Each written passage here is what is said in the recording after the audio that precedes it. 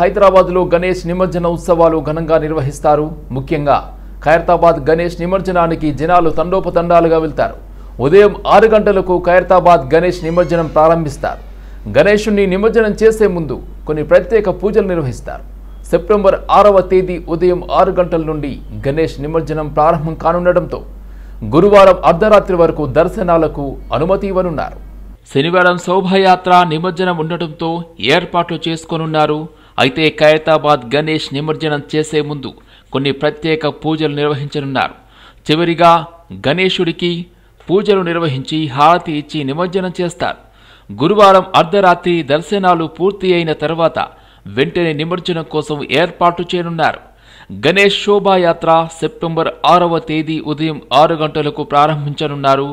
ఈ క్రమంలో సెప్టెంబర్ 5వ తేదీ అర్ధరాత్రి నుంచి చివరిసారిగా పూజలు నిర్వహించనున్నారు. ప్రత్యేకంగా గణపతి హోమం నిర్వహిస్తారు. 11 రోజులు వినాయకుణ్ణి పూజించిన చివరి రోజు హోమం చాలా ప్రత్యేకమైంది. గణేశుని అనుగ్రహం పొందడం కోసం చివరి రోజు హోమం నిర్వహిస్తారు.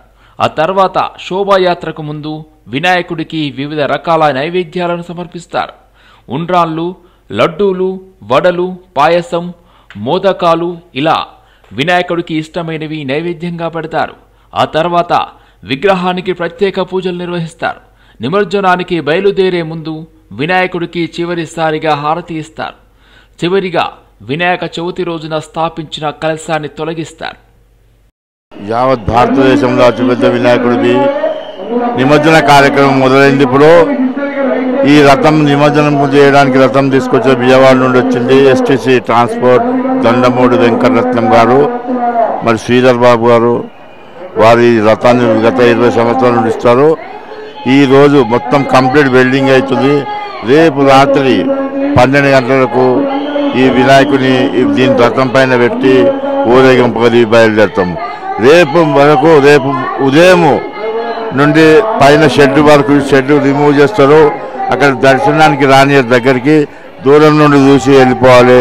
ఈరోజు మాత్రం దర్శనం ఉంటుందని మనం వేసుకుంటున్నాము. శనివారం రోజు ఉదయం 6 గంటలకు ఈ భగవంతుడు ఇక్కడ నుండి ఖైరతాబాద్ కైలాసం నుండి వినాయక సాగరానికి బయలుదేరుతుంది. ఆడ మధ్యాహ్నం 2 గంటల వరకు నిమజ్జనం అయిపోతుంది. తెలంగాణ గవర్నర్ జస్దేవ్ వర్మని తెలంగాణ విమోచన కమిటీ సభ్యులు తెలంగాణ విమోచన committee chairman C Anjireddy MLC నేతృత్వంలో కలుసుకున్నారు.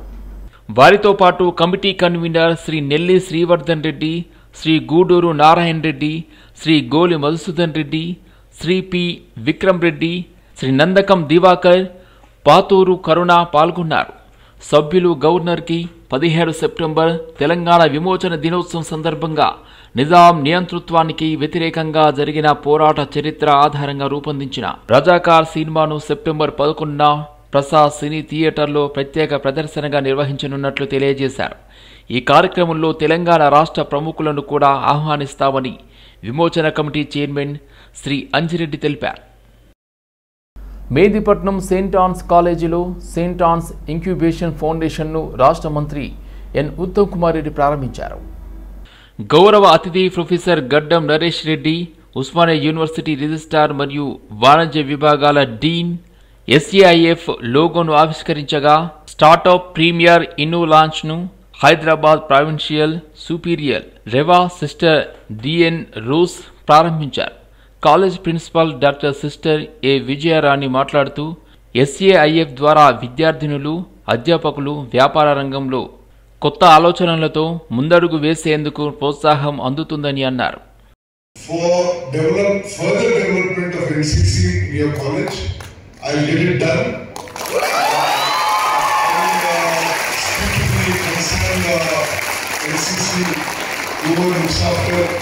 Both in the state, in the center, and in the army headquarters too. And I'm really happy, and I'm impressed at the standards of the turnout and of the parade. I think that context like this, since so many young minds are here, it would be of more interest to you than give some drab political speech. I'm an ex-Air Force fighter pilot. In the mid-20s in the Indian Air Force on China and Pakistan borders. I joined the National Defense Academy. I don't know how many of you heard of it. It's of course an all-boys. It's a military academy. I joined at the age of 16, and 16 years after my 11th class, I joined the National Defense Academy, and then I went on to become a MiG-21 fighter pilot. కేంద్ర హోంమంత్రి అమిత్ షా శుక్రవారం తెలంగాణలో పర్యటించనున్నట్లు BJP రాష్ట్ర అధ్యక్షుడు రామచంద్రరావు తెలిపారు. గణేష్ నిమజ్జన కార్యక్రమంలో అమిత్ షా పాల్గొంటారు అని చెప్పుకొచ్చారు. కవిత లాంటి అవినీతి పరులకు బీజేపీలో స్థానం లేదు అని ఘాటు విమర్శలు చేశారు. One nation one election, one nation one law, one nation one tax విధానంతో కేంద్ర ప్రభుత్వం పనిచేస్తుంది. పన్ను వ్యవస్థను సరళీకరణ చేయడం హర్షణీయం. మధ్యతరగతి కుటుంబాలకు మేలు చేకూరేలా మోదీ ప్రభుత్వం నిర్ణయం తీసుకుంది. జీఎస్టీ పన్నుల భారం తగ్గింపు నేపథ్యంలో రేపు రాష్ట్ర వ్యాప్తంగా ప్రధాని మోదీకి పాలాభిషేకం చేస్తున్నామని తెలిపారు. One nation one tax GST రూపంలో తీసుకొస్తున్నారు.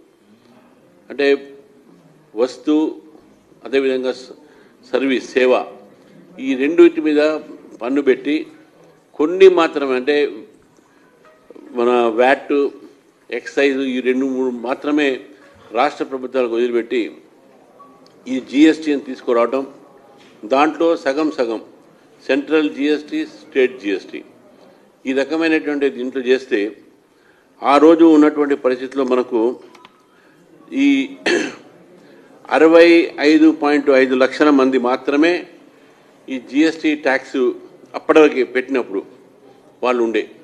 కానీ ఈరోజు దాదాపు 1,51,00,000 మంది ఈ జీఎస్టీ ట్యాక్స్లు పే చేసినటువంటి సందర్భంగా మనకు పన్ను పెరిగింది, ఒక ఆదాయం పెరిగింది ప్రభుత్వానికి.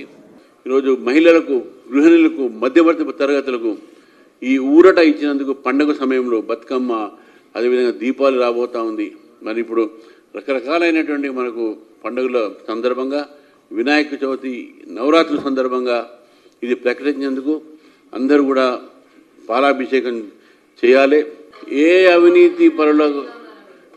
అవినీతి పరులకైనా సరే మా పార్టీలో స్థానం లేదు.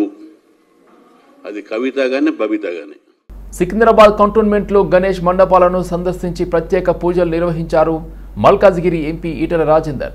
ఈ కార్యక్రమంలో నర్మదా మల్లికార్జున, ప్రతీక్, గిరివర్ధన్ రెడ్డి, ఆర్కే శ్రీనివాస్, మహిపాల్ రెడ్డి తదితరులు పాల్గొన్నారు.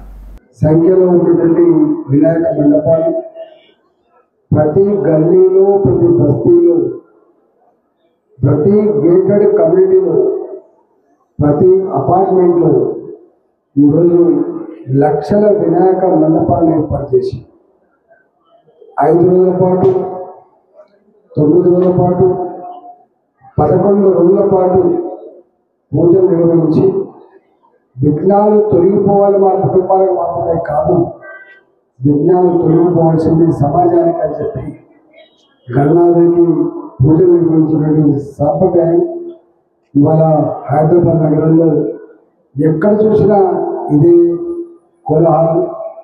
మన సంస్కృతి, మన విశ్వాసం, మన పండుగలు, మన నమ్మకాన్ని మనం మాత్రమే ఆచరించడం కాదు, రాబోయే తరాలకు కూడా మన సంస్కృతిని గుర్తు చేసి, మన సాంప్రదాయాలు గుర్తు చేసి, మన పిల్లలకి వారసత్వంగా అందించే గొప్ప వేదికలు ఈరోజు ఈ మండపాలు. కాబట్టి వీటిని మరింత మెరుగుపరిచి మన సంస్కృతిని కాపాడంలో మీరంతా తోడ్పాటు అందిస్తున్నందుకు మీకు ధన్యవాదాలు చేస్తూ మీ అందరికీ శుభాకాంక్షలు.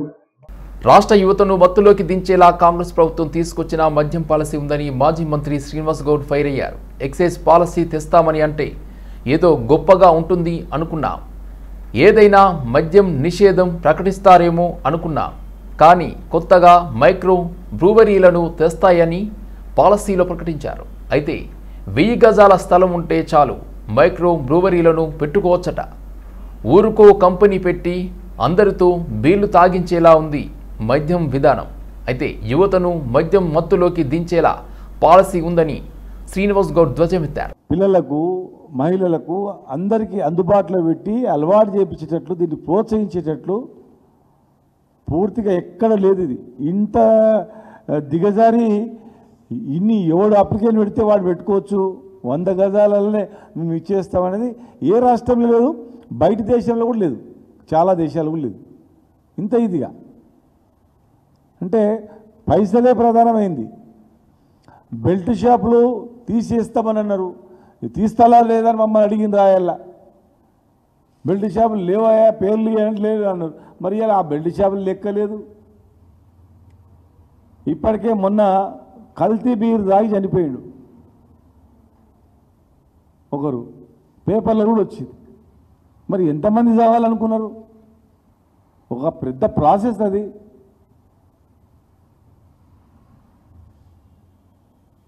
ఒక ఇంపార్టెంట్ పెద్ద పెద్ద సిటీలలో ఉండేటివి అది పూర్తి జిల్లాలకు వెళ్ళిపోతుందంటే ఇంకా రేపు గ్రామాల్లోకి వెళ్ళిపోతుంది, ఊరికొక కంపెనీ పెట్టుకోండి అని. ఇంత దిగజారి మరి ఇంత అధ్వానంగా ప్రజల గురించి ఆలోచన చేయకుండా మరి ఎక్సైజ్ మంత్రి గారు సమాధానం చెప్పాలా. మేము నీరా కేంద్రాలు పెట్టాలని చెప్పి ఒక నీరా కేంద్రాన్ని పెట్టినాము. ట్రెడిషనల్ డ్రింక్ అది, ఒక్క చుక్క నీరు కలపకుండా చెట్టు నుంచి వచ్చేటువంటిది ఒక హెల్త్ డ్రింక్, అది హెర్బల్ డ్రింక్. అది దీనిని పెట్టండి మీరు జిల్లా కేంద్రాలని మేము చెప్తే మీరు బీర్ల కంపెనీలు పెడుతున్నారు. భీమ్ కంపెనీకి అసలు బ్యాంక్ అకౌంటే లేదని, బ్యాంక్ అకౌంట్ లేని కంపెనీ ద్వారా డబ్బులు ఎలా ట్రాన్సాక్షన్ అవుతాయంటూ వైఎస్ఆర్సీపీ రాష్ట్ర కోఆర్డినేటర్ సజ్జల రామకృష్ణారెడ్డి ప్రశ్నించారు. మా హయాంలో పేపర్ల కోసం కథలు సృష్టించలేదన్నారు. లేని స్కామ్ మీద ప్రజల్లో విషం నింపాలని చంద్రబాబు చూస్తున్నారని, అందులో భాగంగానే రోజువారీ విషపు కథలు ప్రచురిస్తున్నారంటూ సజ్జల దుయ్యబట్టారు. ఈరోజు ఏదైతే వాళ్ళు మెన్షన్ చేసిన భీమ్ ఏదో కంపెనీ అన్నారో ఆ కంపెనీకి అసలు అకౌంట్ అనేది లేదు, బ్యాంక్ అకౌంట్ లేదు, బ్యాంక్ అకౌంటే లేదు, ట్రాన్సాక్షన్స్ నీల్.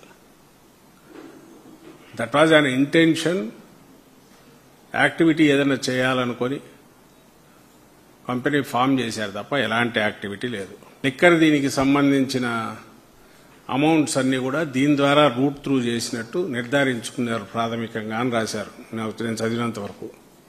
అకౌంట్ లేని దాని ద్వారా కంపెనీ ద్వారా ఎట్లా లిక్కర్ స్కామ్ అనబడే వీళ్ళంటున్న స్కామ్ అంటూ ఉంటే దాంట్లో నుంచి ఎటు రూట్ త్రూ చేస్తారనేది అది సింపుల్ లాజిక్. అది ఆ మాత్రం కూడా వాళ్ళు అసర్ట్ చేసుకుని రాసే ముందని వీడు అనుకోలే.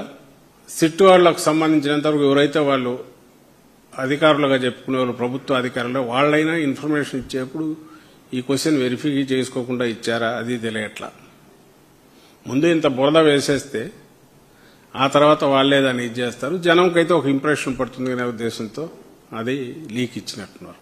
సరే ఎలాగో సందర్భం వచ్చింది కాబట్టి చెప్తున్నాను. సిట్కు సంబంధించినంత వరకు అది చేయాల్సిన పని లిక్కర్ దాంట్లో స్కామ్ ఉంటే ఎక్కడ ఉంటుంది?